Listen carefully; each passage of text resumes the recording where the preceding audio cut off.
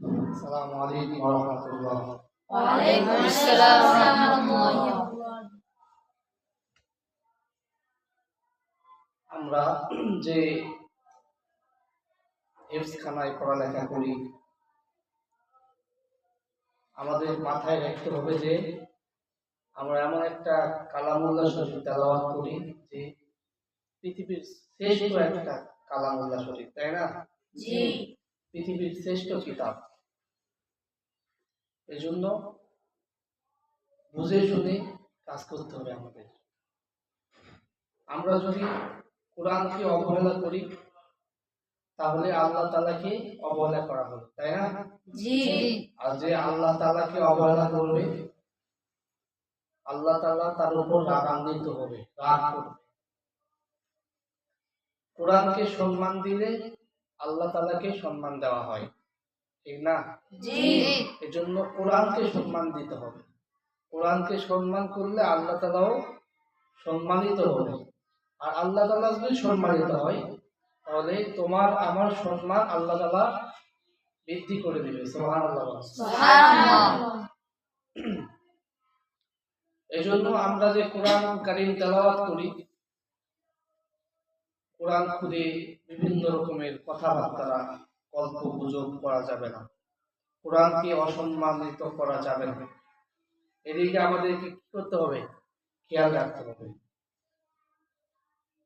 একটা ঘটনা আছে যে আল্লাহর এক বান্দা বান্দি, আল্লাহর এক বান্দা এবং বান্দি দুইজন কোন একটা কারণে একটা রুমের মধ্যে আশ্রয় নিয়েছে। কি নিয়েছে?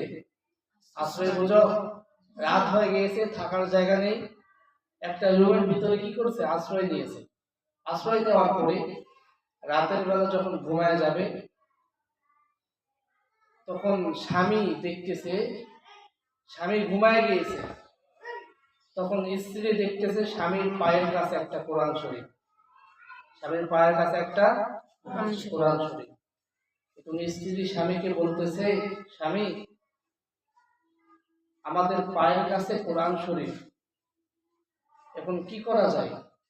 স্বামী ডাকতে বলে, কোরআন শরীফটাকে অন্য জায়গায় রেখে দিয়ে আসো, যাও। এখন স্ত্রী মনে মনে ভাবতেছে, কোরআন শরীফ যদি অন্য জায়গায় রেখে দেয় তাহলে কোরআনের সম্মান কমে যাবে। আমরা তো চাই না কোরআনের সম্মান কমে যায়, দরকার হলে আমরা অন্য জায়গায় ঘুমাবো, চলেন। তারপরেও কি কোরআনের জায়গায় থাক। এই বলিয়া স্বামী স্ত্রী অন্য জায়গায় ঘুমাইছে। তারপরে কি কোরআন সরাই নাই। সকালবেলা ঘুম থেকে উঠিয়া স্ত্রী এখন স্বামীকে বলতেছে, স্বামী আমার কেমন জানি মনে হইতেছে পুরা কোরআন শরীফ আমার মুখস্থ হয়ে গেছে। সুবহানাল্লাহ। স্বামীও ডাক দিয়ে কয়, স্ত্রী আমারও কেমন জানি মনে হইতেছে পুরা কোরআন শরীফ আমার মুখস্থ হয়েছে। কেন জানো? কোরআনকে সম্মান করার কারণে। তারা কিন্তু কোরআন পড়তে পারে না, কোরআন কি পড়তে পারে না। কোরআনকে সম্মান দেওয়ার কারণে আল্লাহ তাআলা তাদের অন্তরের ভিতরে 30 পারা কোরআন ঢুকিয়ে দিয়েছে। আর আমরা কি কোরআন পড়তে পারি, কোরআনকে সম্মান দিতে পারি না বিধায় আজকে আমাদের অন্তরের ভিতরে, দিলের ভিতরে কোরআন ঢুকতেছে না। এই জন্য কি করতে হবে? কোরআনকে সবসময় সম্মান করতে হবে, চুমো খাইতে হবে। পড়তে বসলেই কোরআনকে কি করতে হবে?